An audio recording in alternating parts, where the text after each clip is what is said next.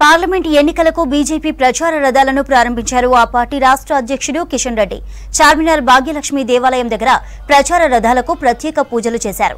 ఆ తర్వాత స్వయంగా ప్రచార రథాన్ని నడిపారు కిషన్ రెడ్డి. కార్యక్రమానికి అసోం, గోవా ముఖ్యమంత్రులు, కేంద్ర మంత్రి స్మృతి ఇరానీ హాజరయ్యారు.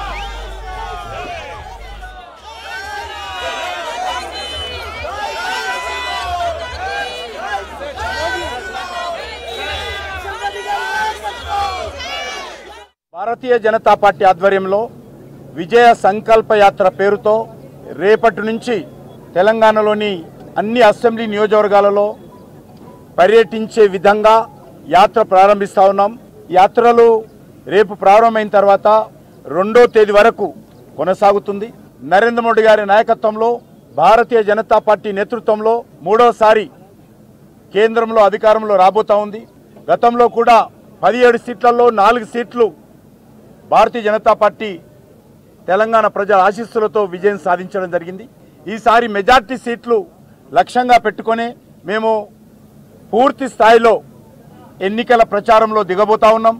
రేపు ప్రారంభమయ్యేటువంటి యాత్రలు ఒక్కొక్క అసెంబ్లీలో ముఖ్యమైనటువంటి మండలాలు, అసెంబ్లీ కేంద్రాలలో అన్ని వర్గాల ప్రజలను కలుస్తూ రోడ్ షోలు నిర్వహిస్తూ యాత్ర కొనసాగుతుంది. 2వ తేదీ చివరగా అన్ని అసెంబ్లీలు పర్యటించే విధంగా కార్యాచరణ ప్రణాళిక రూపొందించుకున్నాం.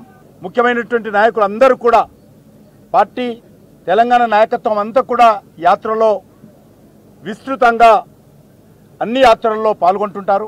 నరేంద్ర మోడీ గారి నాయకత్వంలో హైదరాబాద్ పార్లమెంట్ సీటు కూడా ఈసారి భారతీయ జనతా పార్టీ గెలుచుకునే విధంగా మొత్తం 17కు 17 సీట్లలో మంచి ఎన్నికల కార్యాచరణ ప్రణాళిక రూపొందించి ముందుకెళ్తాం. మాకు పూర్తి విశ్వాసం ఉంది, మెజార్టీ సీట్లు సాధిస్తాం. సమిష్టి నాయకత్వం ముందుకెళ్తాం. మా జెండా కమలం పువ్వు జెండా, మా నాయకుడు నరేంద్ర మోడీ.